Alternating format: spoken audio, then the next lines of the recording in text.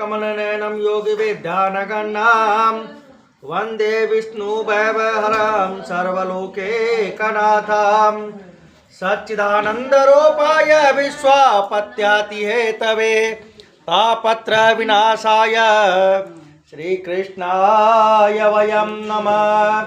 नमो दिव्ये महादिव्ये शिवाय सततं नमः। नमः प्रकृतिभद्राय निर्ता प्रणतास्ताम। बोलो लक्ष्मी नारायण भगवान की जय। गली में डाल दियो।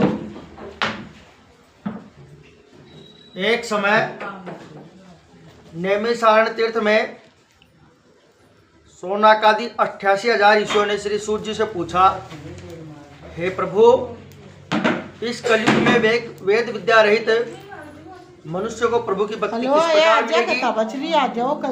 उनका उद्धार कैसे होगा? 1 घंटा को फोन करना। इसलिए मुनि श्रेष्ठ को ऐसा जब तब कहिए जिसे थोड़े समय में पुण्य को प्राप्त हुए तथा मनवांछित फल की प्राप्ति मिले।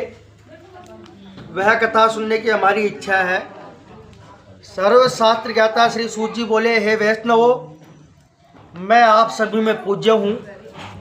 आप सबने प्राणियों के हित की बात पूछी है।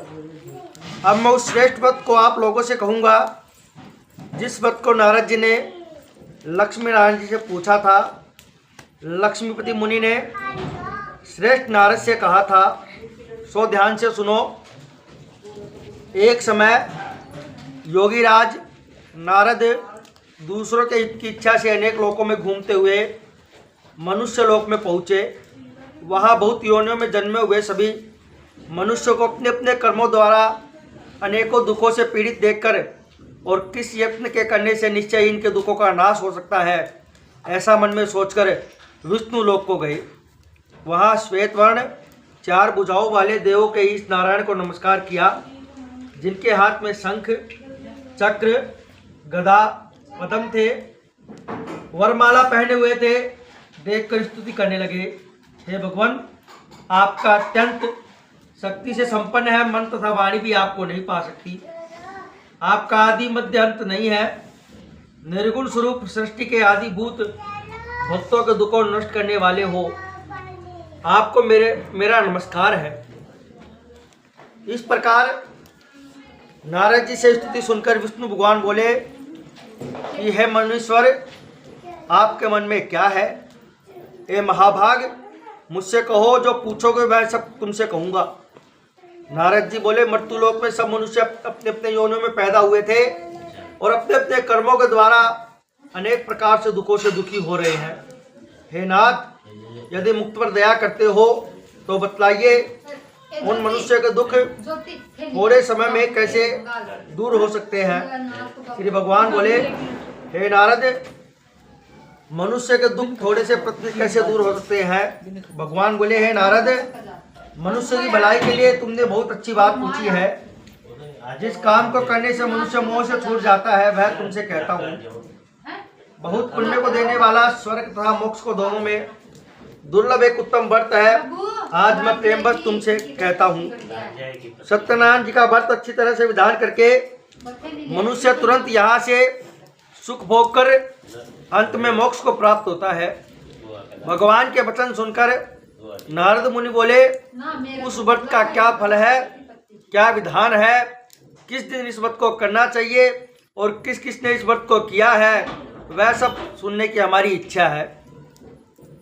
भगवान बोले, सुख दुख शोक आदि को दूर करने वाला, धन धान्य को बढ़ाने वाला, सौभाग्य संतान को देने वाला, सब स्थानों में विजयी कराने वाला, भक्ति श्रद्धा के साथ जिस किसी दिन मनुष्य साय समय ब्राह्मणों बंधुओं के साथ धर्म प्रायण होकर भगवान सत्यनारायण की पूजा करता है, भक्ति पूर्वक स्वाया दे, नैवेद्य केले का फल, घी, दूध और गेहूं का चूर्ण देवे, गेहूं के चूर्ण में साठी का चूर्ण देवे, गुड़ ले, सब भक्षण योग्य पदार्थ इकट्ठा करके स्वाय अर्पण करे, बंधुओं सहित ब्राह्मणों को भोजन करावे, स्वयं भोजन करे, नृत्य गीत का आचरण करता हुआ सत्यनारायण भगवान का स्मरण करता हुआ अपने घर जाए।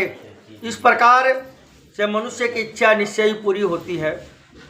विशेष कर कलयुग में मोक्ष प्राप्ति का सरल उपाय यही है। बोलो सत्यनारायण भगवान की जय। हाँ बोलो पंडित। जय सिया राम। मैं पंडित प्रकाश, आचार्य प्रकाश शास्त्री।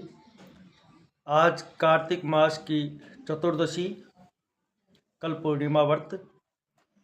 पूर्णिमा व्रत का उद्यापन आज किया जा रहा है।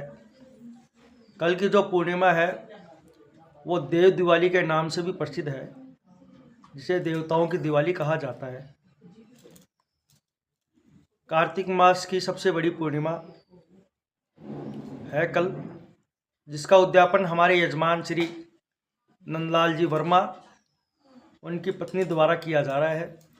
अभी कुछ समय पश्चात पूजा का कार्यक्रम होगा, हवन होगा, आरती होगी, सुबह सत्यनारायण भगवान की कथा होगी, पूर्णाहुति होगी, प्रसाद का वितरण किया जाएगा, ब्राह्मणों को भोजन किया जाएगा, वस्त्र दान, आभूषण दान, इन सब चीज़ों का दान किया जाएगा। धन्यवाद। तो दोस्तों, गुरुजी ने ये लगाया है पूजा विधि विधान। अभी पूजा आरंभ करेंगे गुरुजी। क्या किलो पूरी नीचे।